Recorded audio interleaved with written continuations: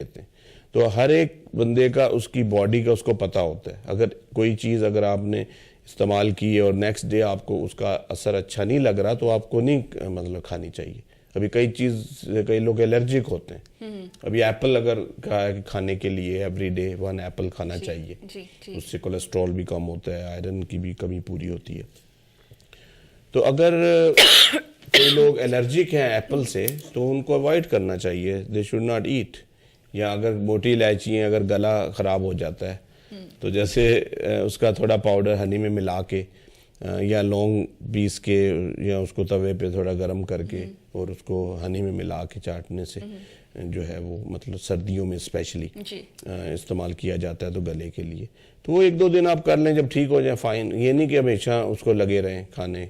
या हल्दी है, जैसे कई लोगों ने इतनी हल्दी खाई कि उनकी स्किन ही पीली हो गई, मतलब लाइक तो बजाय फ़ायदे के नुकसान हो सकता है। तो इसलिए अपने बॉडी के हिसाब से और अपने जो आपका जो चीज़ हजम कर सकते हैं उस हिसाब से करना चाहिए। आई थिंक तो चाहती एक चीज़ में ज़रूर इसमें चीज़ें मेंशन करते हैं, जैसे अपने हल्दी के बारे में बताया कि अगर हल्दी ये फ़ायदे बहुत है तो लोग हल्दी बहुत खाते हैं।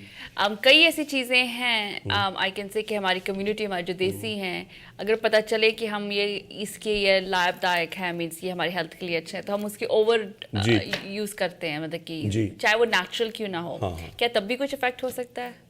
जाहिर है अभी आपको अगर ओवर कुछ भी करेंगे, कहते हैं पानी ज्यादा पीने से बंदा मर सकता है। मतलब तो पानी तो बिल्कुल वही साइड इफेक्ट। लेकिन आपको इसीलिए तो कह रहे हैं कि अपने बॉडी के हिसाब से और कुछ दिन इस्तेमाल कर लें।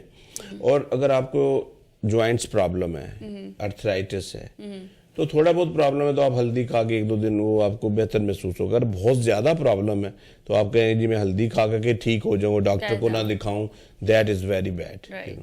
फर्स्ट ऑफ ऑल जो है आपको चाहिए कि जो भी प्रॉब्लम अगर खुदा ना खास्ता कुछ होता है तो राइट अवे डॉक्टर से कंसल्ट करें, अपने लोकल डॉक्टर से टेस्ट कराएं, फाइंड आउट करें क्या प्रॉब्लम है और उसका प्रॉपर इलाज होना चाहिए।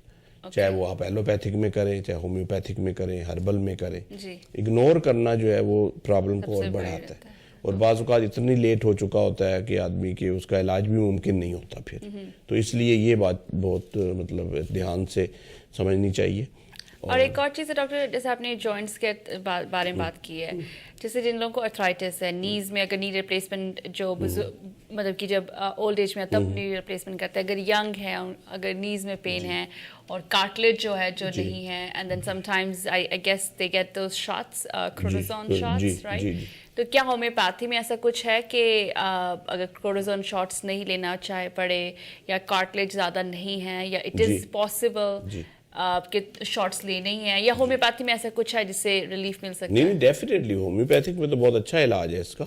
और उसमें जॉइंट फार्मूला है हमारा बहुत अच्छा, हर्बल और होम्योपैथिक और न्यूट्रिशनल सप्लीमेंट है जो कि बोन्स के लिए, कार्टिलेज के लिए, इन्फ्लेमेशन के लिए और पेन्स के लिए, बॉडी के लिए बहुत ही अच्छा है। वो टैबलेट फॉर्म में और एज ए सप्लीमेंट यूज़ करना चाहिए उसको। और आर्थराइटिस के होम्योपैथिक के ड्रॉप्स होते हैं कॉम्बिनेशन, वो इस्तेमाल करें। थेरा ऑयल है हमारा बहुत अच्छा जो मालिश करने के लिए है। तो ये चीज़ें करने से आप बच जाते हैं कि पेन किलर खाओ या स्टेरॉयड के इंजेक्शन लगवाओ या कि जेल के इंजेक्शन लगाओ ताकि वो कुशनिंग के लिए। तो वो सब चीज़ें टेम्परेरी हैं। तो वो आप अगर राइट अवे एमरजेंसी बेसिस पे यूज़ कर लें तो इट्स ओके। लेकिन उसका प्रॉपर इलाज यही है कि अगर आप जॉइंट फार्मूला खाएं लॉन्ग टाइम तो आपका, और आर्थराइटिस के ड्रॉप्स और ऑयल की मालिश करें। Massage is very important. Massage से क्या होता है कि सर्कुलेशन बढ़ती है, ब्लड सर्कुलेशन। जो थेरापीज वगैरह भी आप कराते हैं तो वो भी उसका यही तरीका होता है कि आपकी ब्लड सर्कुलेशन होती है। और साथ साथ अगर आप कुछ सप्लीमेंट खाएं जो आपकी बोन्स को स्ट्रॉन्ग करे तो वो ज़्यादा बेटर है रादर दैन के पेन किलर खाते रहें। ओके, हाँ जी। तो अगर कार्टिलेज अगर नहीं है तो तब भी अगर होम्योपैथी की मेडिसिन जो हैं वो लें तो कार्टिलेज क्या रीबिल्ड हो जाती है ना। हाँ जी। और उसका अगर आप जैसे कि उसका भी डिपेंड करता है कि आपका कितना सीवियर प्रॉब्लम है।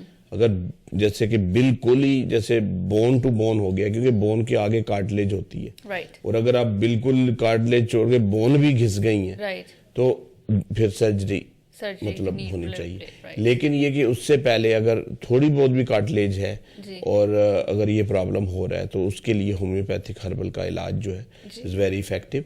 और उसमें बहुत सारे फैक्टर्स होते हैं जो जब भी हमारे पास कोई पेशेंट आता है या फ़ोन पे बात करता है तो हम सारा इवेल्युएट करते हैं पेशेंट का प्रॉब्लम क्या है, उसका मेन कॉज क्या है और उसका इलाज होता है। सिर्फ एक बीमारी का या एक मतलब प्रॉब्लम का नहीं होता कि ये गोली इसके लिए खा लो, ये उसके लिए खा लो। जब पूरे उससे पूरे सिम्टम्स लिए जाते हैं, हेड टू टो सारी डिटेल से बात की जाती है और जो प्रॉब्लम है उसका इलाज होता है। Okay. उसकी मिसाल मैं दूंगा, ज्वाइंट के लिए अगर है तो उनका वेट अगर ज़्यादा है, ओवर वेट है, तो हम वेट कम करने के लिए भी होम्योपैथी की दवाई रेकमेंड करते हैं ताकि वेट कम होगा तो बोन्स पे कम असर वजन पड़ेगा और उससे उनकी हेल्थ जो है मतलब अब 200 पाउंड का बंदा है, अगर बोन्स तो उसकी उतनी है, चाहे 150 का भी होगा या 300 पाउंड है तो कितना फर्क पड़ जाता है। तो वेट की वजह से तो सिर्फ ज्वाइंट का ही नहीं बल्कि और प्रॉब्लम जो हार्ट की प्रॉब्लम है, कोलेस्ट्रॉल बढ़ जाता है, हाई ब्लड प्रेशर हो जाता है, डायबिटिक हो जाती है, हार्ट पे बहुत जोर पड़ता है। अगर आपकी बॉडी मतलब ज्यादा है, हार्ट तो उतना ही है ना। तो अगर इसकी मिसाल मैं दूंगा, जैसे कोई मोटर पंप एक है घर में सप्लाई कर रहा है पानी, तो अगर घर एक मंजिला है तो वो पंप उतना उसके लिए काफी है। लेकिन अगर 2 मंजिले हो जाए और 2-3 बाथरूम पानी सप्लाई चाहिए तो उस मोटर पे कितना असर पड़ेगा। तो heart is just like our pump. तो अगर बॉडी फैलती जा रही है, अगर आपका नॉर्मल वेट 150 पाउंड होना चाहिए या 200 होना चाहिए अकॉर्डिंग टू योर हाइट, तो हार्ट को उतना ही काम करना पड़ेगा। अगर और हार्ट का तो आपको उतना ही है।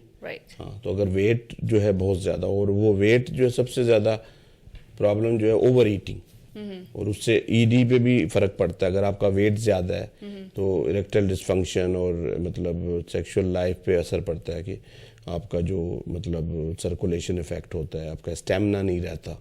कि अगर मोटा बंदा भागे तो क्या होगा, वो एक ब्लॉक भी भाग के उसके सांस फूल जाएगा। और दुबले पतले बंदे होंगे वो कितना फास्ट भाग सकते हैं अनटिल अनलेस उनको कोई और प्रॉब्लम ना हो। ये नहीं कि दुबले पतले बंदे भी होते हैं, उनको हार्ट के प्रॉब्लम्स हैं, डायबिटिक हैं और चीज़ें, तो उनका एक अलग है। लेकिन एक जनरल बात कर रहा हूँ कि अगर आपकी जो फिजिकल हेल्थ ठीक है, मेंटल हेल्थ ठीक है, तो सेक्सुअल हेल्थ भी ठीक होगी। और अगर वो चीज़ें सही नहीं है तो देन उसका प्रॉपर इलाज होना चाहिए। तो इरेक्टाइल डिसफंक्शन के लिए होम्योपैथी में क्या है जो आप हमारे व्यूअर्स को बताना चाहते हैं? उसके लिए है कि होम्योपैथिक की और हर्बल की प्रिपरेशंस हैं, जिसमें मैन फार्मूला है, ट्राइबेस्टा है, सुपर मेल फार्मूला है, मेल फार्मूला है।